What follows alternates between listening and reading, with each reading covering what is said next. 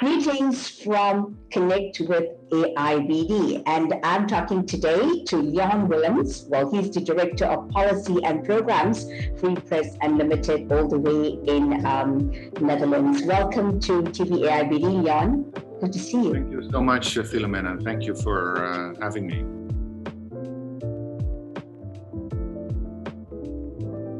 Yeah, fantastic. And I know that Free Press Unlimited is doing a lot of work, particularly in safety for journalists, right? And also other areas that are so crucial today, even as we talk, right? So perhaps we'd start off by asking you the very first question on the role of Free Press Unlimited during this pandemic. Well, Free Press Unlimited works with partners that are interested in developing independent journalism throughout Asia, Africa, Latin America.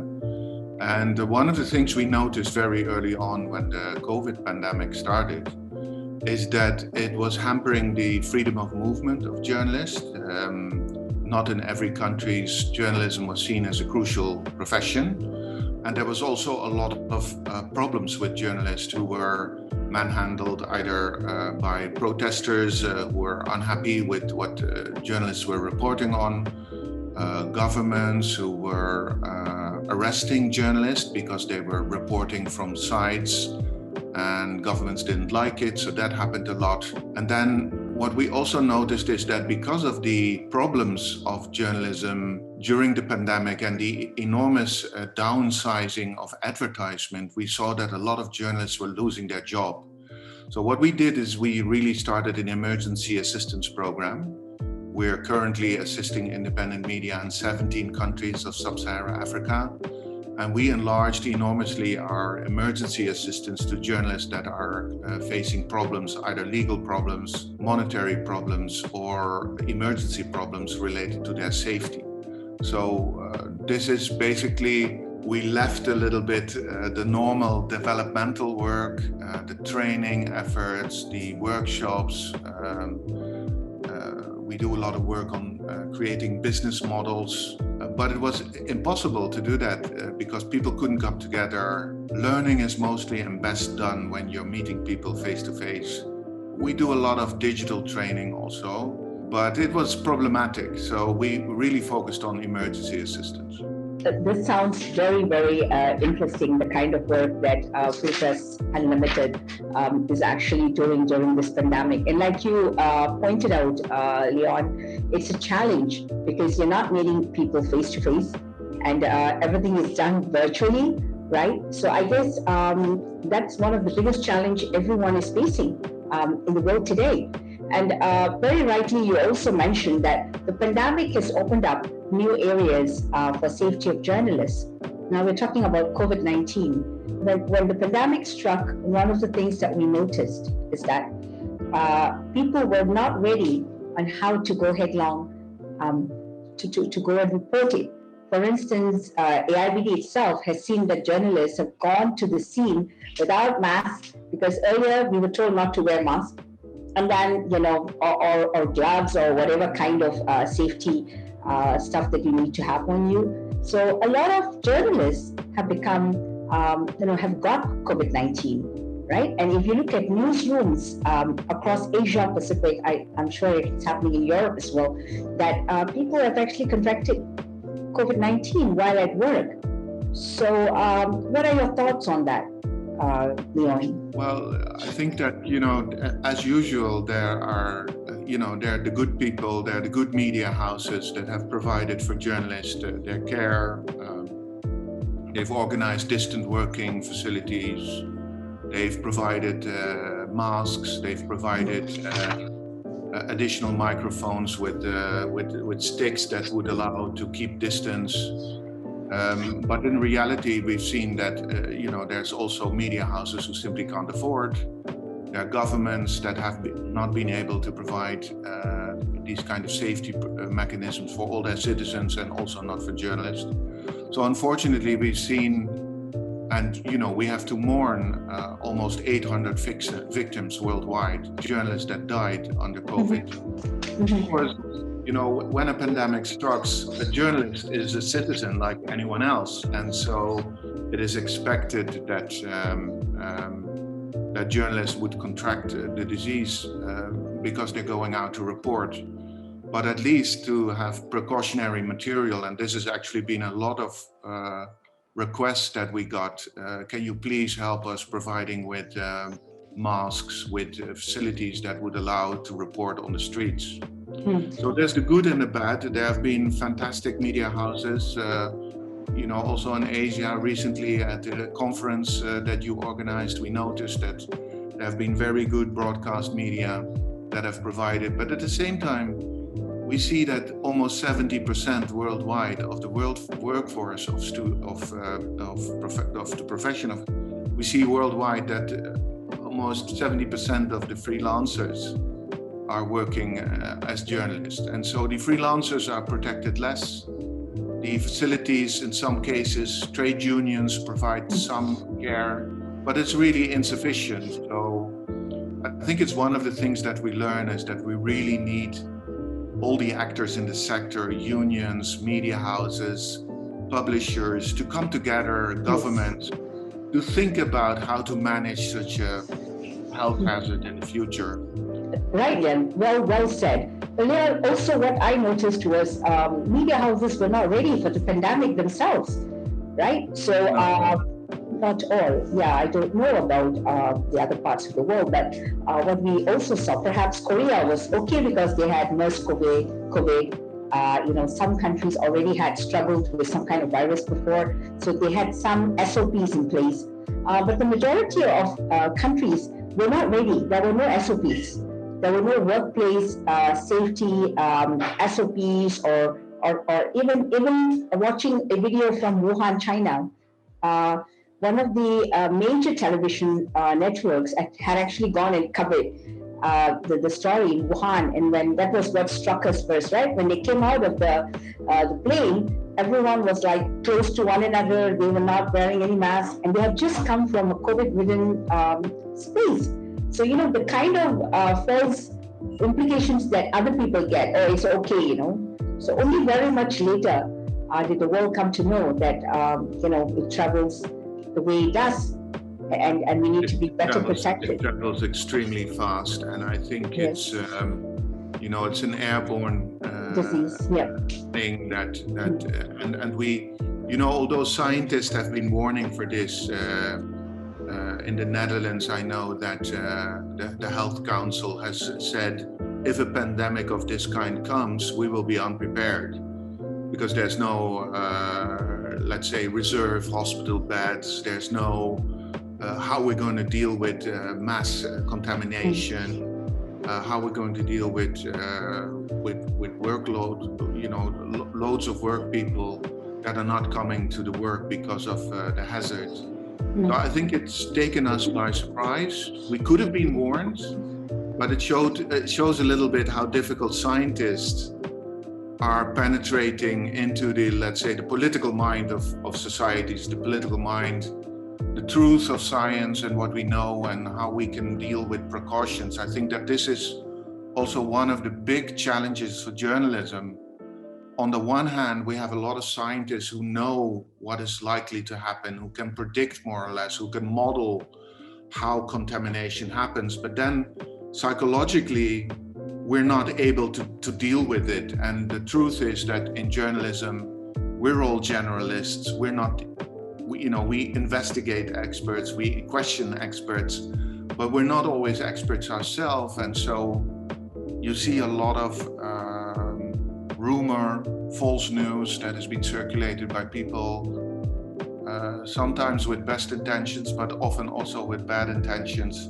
And it's been a challenge for journalists to deal with it. How do you make sense of what is true? And so I think it is truly also a crisis for journalism. Absolutely. In the sense that it brings us back to the core of what our profession is all about. That's absolutely right, Leon, because journalists, I think, the first thing is the shock of what COVID is. The second thing is dealing with the infodemics. You have social media reporting this, that, everything, and then whether the access to information is there, whether they're getting the right information and giving it to the public, because you get different kinds of information all the time, and so who is right, or how much of information can you release? Because most cases, I think you are very well versed with media, you would know that we don't want to create panic. And so this is another thing that most media houses were grappling with, would be creating a panic, and panic comes on board, then everything goes berserk. So it was a very thin line that people had to balance, I think, media houses, journalists, how much, and also, I'd like to ask you one thing, Leon. One of the things is, are journalists equipped? Today's journalists, right? If you notice, journalists focus a lot on news on crime, or news on politics, or economy, but very little focus is often given to health. And this is one of the things that we noticed during COVID-19. What are your thoughts on that, Leon? Well, I think you're right in saying that the news, let's say the international news, the daily reporting on news is really focused on politics, on crisis, on issues of government, and not always on developmental issues that have to deal with health, clean water, education. Is a very important terrain where you see that there's actually underreporting, given how important it is for the development of society. So that is already kind of a bias in thematic focus. I think the pandemic also shows something else, which is that while journalists know more or less how to reach audiences and speak to audiences and tell audience what is happening, you see that scientists do not always know, because they're in a bubble of scientific knowledge, using difficult words, etc. And of course, this virus in particular has a very strange effect, and it hits in the inner body, and it does things that are unpredictable and not easy to understand. And so you see that this miscommunication between scientists and journalists is also happening. Journalists find it difficult to follow what scientists are saying. They're trying to make conclusions on the basis of information that is actually much more complex.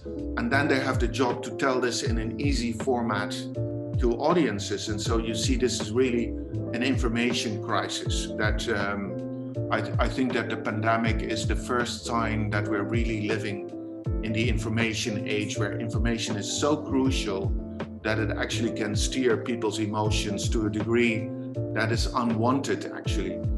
And so I think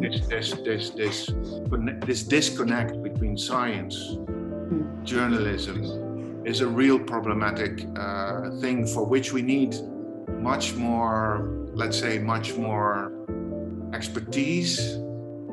But we also need to train scientists in how to understand how their words can create confusion.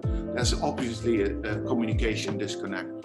You're right about the communication disconnect, because I think you pointed out earlier that scientists have their own jargon, and and journalists may not understand what this kind of terminology that's being used even means. So there's this lack of knowledge, or this gap that needs to be bridged.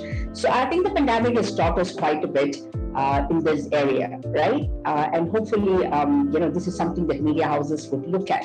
But I'm very interested to know about safety of journalists, which is something that Free Press Unlimited undertakes, right? So what are some of the initiatives that you have come up with, Leon, in terms of the pandemic, right? So what was Free Press Unlimited ready to talk about, safety in times of the pandemic, for instance? It's been difficult because in the immediate response, you try to focus on helping as many people as you know.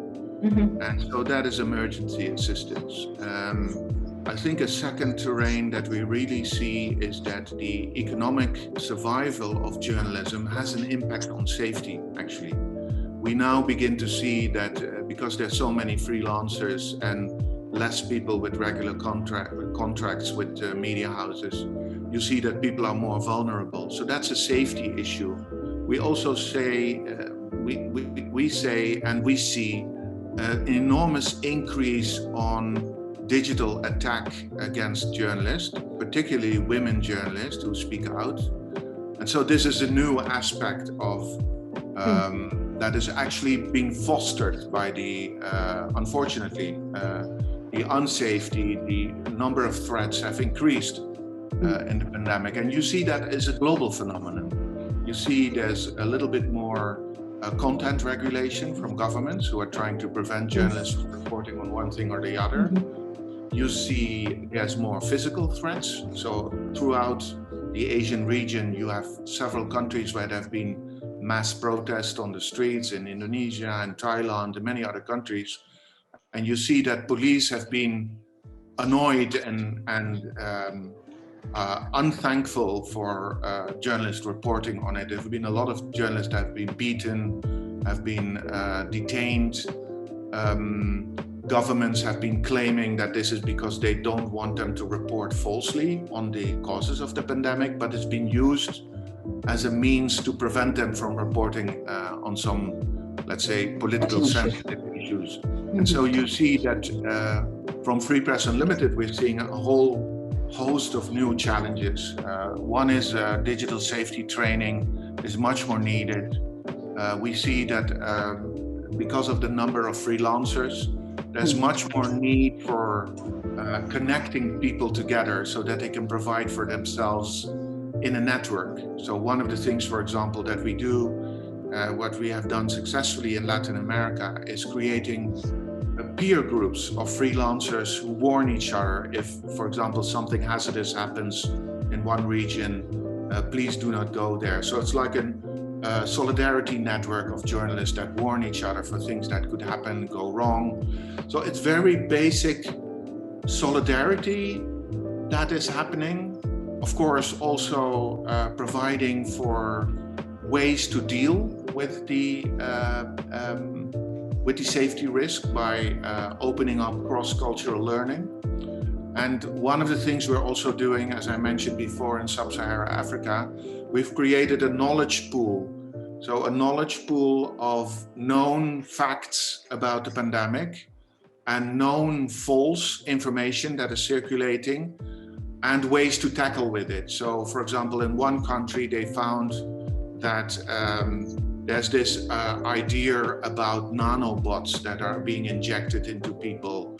And so some journalists in Botswana have created a story about this, and people can look at the story from other countries to learn from it. So we created a kind of database. That all helps to make sure that people are doing the right thing and preventing, let's say, reporting falsely, because it is the charges, the legal problems for journalists have been mostly connected with the fact that, according to authorities or judicial authorities, they've been accused of reporting falsely about the pandemic. So trying to prevent them to report ethically has been very important. It's always important, but it became more important and relevant in this crisis.